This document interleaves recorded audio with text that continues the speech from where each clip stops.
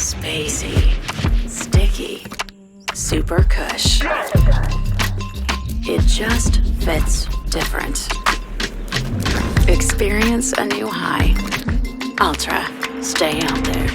Megan Hicks of I Run Far, and with Ruth Croft, you're the 2025 UTMB Women's Champion. How does that sound?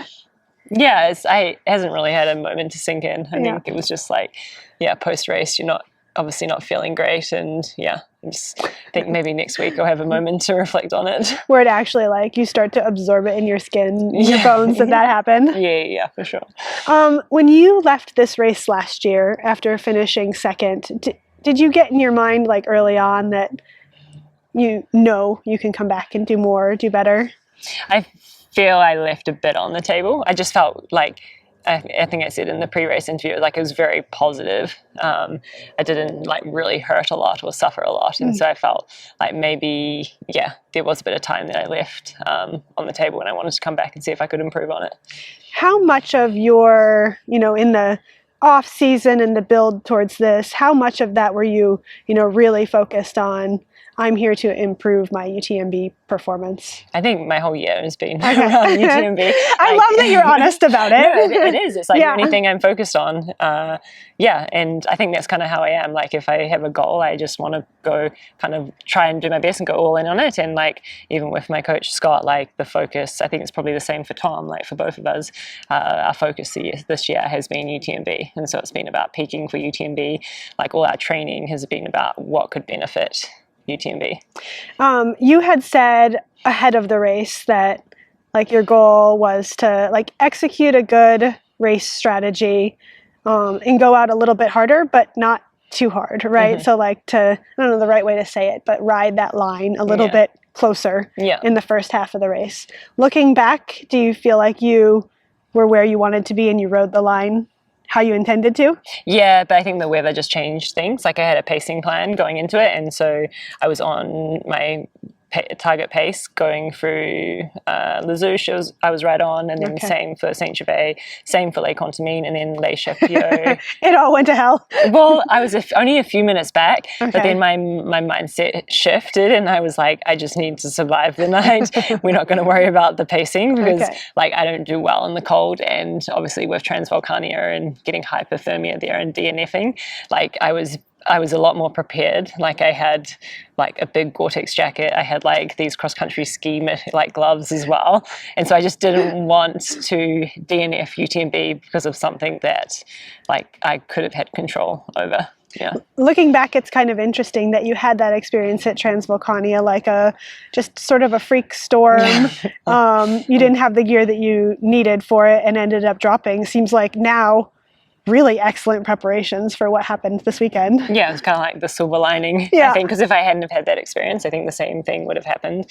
It's just things that you don't really think about, just I had all my gels for UTMB in flasks, so I didn't have to deal with opening that, and then just working out jacket under, if you have your jacket under your vest so you can access your quiver and your nutrition, or just the way that you do it and how you can access your gear in your pack. Yeah. It's amazing how a race like this starts to come down in at the front of the pack. It starts to come down to those details, and all of those details end up saving minutes that add up to a lot at the end. Yeah, I was probably wasting a lot because I'm still not that efficient at it, but wasting time taking off my pack, and when I changed gloves as well, and putting on my jacket and that sort of thing. But I was just okay, you can't wait until you get cold to start. To start putting on your jacket, all that sort of thing. So it was just really about managing the night, and then once I got to daylight, I was okay, then you can start thinking about racing again. It sounds like the conditions were a bit silly out there at times on Col de Bonhomme, Col de la Seine, and then also Grand Col Ferret. Can you describe what it was like, and just being able to stay focused on doing the race but taking care of yourself in that too? Yeah, I think last year I had a low going up Col de Bonhomme, and it was exactly the same this year as well. You're back! I know, I was why are you doing this? And it was pissing down with rain. I was I just want to be in bed right now. And then I dropped down to Les Chapiaux, and there were heaps of people there, and it kind of cheers you up a bit. And then going up Col de la Seine, it was just snowing. But again, I had all the right gear, so I was okay. And then I didn't know that we weren't going to do the pyramids until we dropped down and didn't turn left. Yeah. And then I knew that once I got to like Courmayeur, the weather conditions weren't like, we were through the worst of it. Yeah. And that from there out, it was going to hopefully start getting better. Yeah, and it did. It was nowhere, like by the time we hit Grand Col Ferret, it wasn't like I didn't have to put my waterproof pants on or anything. It's interesting that like the night and the worst weather coincided with each other this year. Yeah. But it was kind of nice that we had good weather for the back half as well. Yeah. So competition wise, I mean, early in the race, you were just sort of sitting there, you know, close to the lead, but there, like strategy wise, were you thinking about who was in front of you or behind you, or were you just trying to key into splits? And then later on, how you felt? So Courtney passed me not long after La Balme. I'd stopped to put my waterproof pants on, and she was moving. I felt like a lot better than me. But again, I was not too worried. I was just doing my own thing. And then Cammy passed me not long after Lake Combal. You do that climb, and then there's kind of that balcony that you contour. She passed me there, and she was moving really well. And I was just like not feeling great. I just don't feel like I do well in the dark.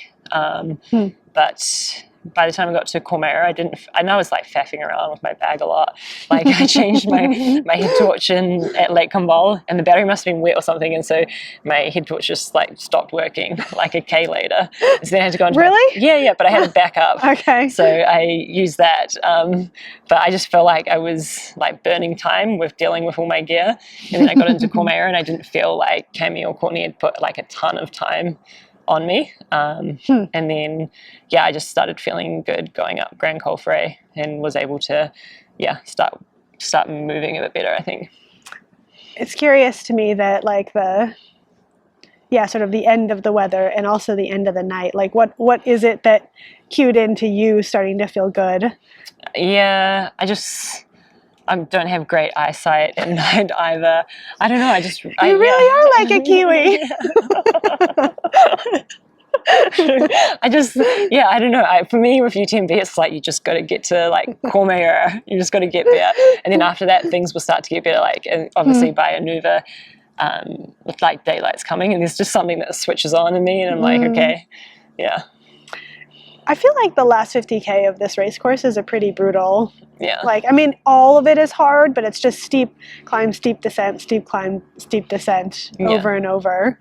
What was it? Yeah, like what was your feeling on that like very changing terrain? I did not feel good after. I was thinking I came into Champagne and I was feeling good, and then after Champagne, I started really not feeling good, and I was like, "Oh, this is not good." We've still got like 50K to go, and then my goal for it is just I was like, "You just got to get to Trion, and you'll see Martin." And then I got that Cammy was 11 minutes back, and then I was like, "Yeah." I was worried that it didn't feel like enough time. No, definitely not. I was like, she's going to do what I did to Marianne last year. This year, it's going to be payback. I have payback coming. Because like 11 minutes is nothing, especially if you don't feel like you're moving well.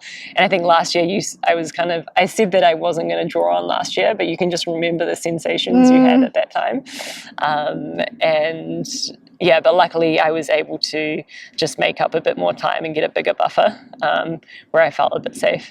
So was it like you were looking back at last year being like, you had all this power and all this energy, and then this year it felt like you'd already used some of that? Yeah. Okay. Well, I said to Debo, like last year I started like a donkey and finished like a horse, and this year I felt like I did it in reverse, and I really preferred last year. There is something about that sensation of like feeling like you still have all this that you can give. Yeah. But I mean, I guess you used lit a couple of your matches early on. Yeah. But like, did you have? I mean, because us watching you, we knew that the real estate was growing between you and the folks behind you. Did you have any sense of that out on the course, or were you just running scared the whole time? Yeah, so I work with Joseph, who does my pacing plan. He had a team of people out there, and so they were giving me splits from the Bluffley. Okay. Yeah, and so they were all on the course, just telling me the gaps. Okay. Yeah, and so then I was getting pretty accurate splits, knowing that it was growing. Yeah. And was there any sense of like, I don't know what the right word is, relief, or like, okay, I can at least relax into this a little bit?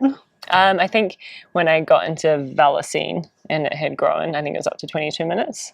I think, yeah.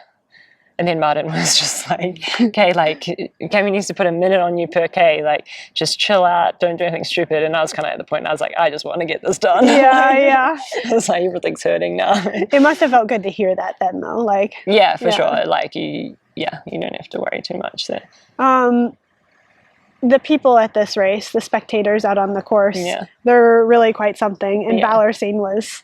Oh, it was nuts. Yeah, it was ahead above the rest this year. What was that like for you? Like being there and leading the race and just having this insane party? It was like the whole course. Like even I was, saying to Courtney, like I was with her when we went to the Zoosh, and just like, it's amazing, like the number of chairs. Like she like had a perpetual cheer squad. It was insane. And then obviously Notre Dame to La Gorge, and then I was feeling terrible going into Les Chapeaux, and then like the chairs there like picked me up. There's just I think it's such a unique race, and it's kind of cool, the support that we got out there. Rolling into the finish line, being the first woman across the line, winning the race that you took second at last year, like the culmination of a goal that, I don't know, arguably you've been working towards it for several years now, like doing your best UTMB. Yeah, well, I was saying, like, I first came to came to Europe to race was in 2015, and that's when I did CCC for the first time. And I always wanted to do UTMB. So it's kind of, it just took 10 years to get to that point.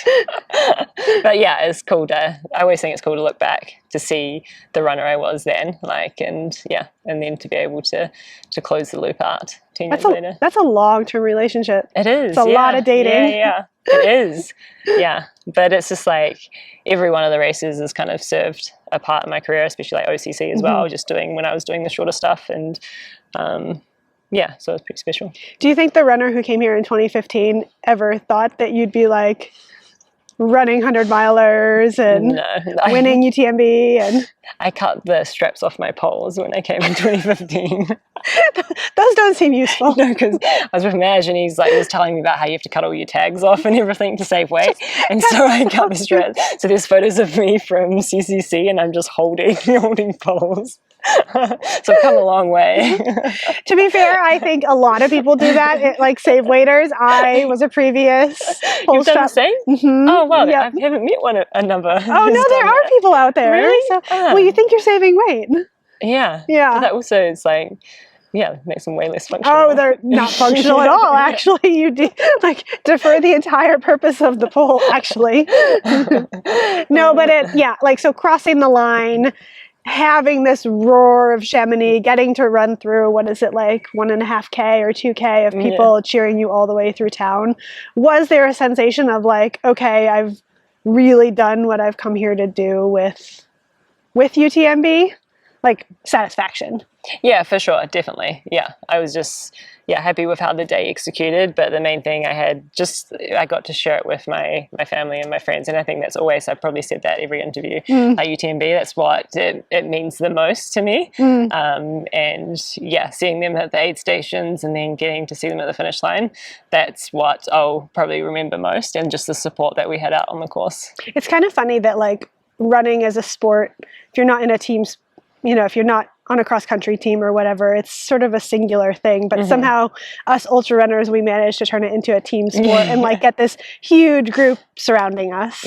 And like, yeah, like if I didn't have Martin crewing me, like, or even just like I said before, like there's just a support on the course, like that would be a very lonely loop around Mont Blanc. That's a excellent way to put it. Like this could be a lonely loop, but it's not. Yeah, we would have pulled out at Les Chapiaux. in the dark of the night and the storm. Rain. Let's have a mug of hot tea and go to bed. Yeah. Is there some couch relaxing in your future, or what happens next for you? Yeah, same. I just get really unfit now. Yeah, that's the goal. I'll go do Vipassana in the middle of September, and yeah, I don't know. I feel like there's been a lot of focus on UTMB, so I kind of want to let that all slip to the side and do some other stuff. And then a New Zealand summer of adventuring in front of you, hopefully. Yeah, hopefully, yeah, definitely, it's going to happen. Yeah. Carrying heavy packs while wearing short shorts around the mountains. Yep, you've got it. Maybe some pet crafts in there too. Perfect. Maybe no like class 4 whitewater this year. We'll be staying away from the grade 3. Congratulations, Ruth Croft, on your win of the 2025 UTMB. Thanks, Megan.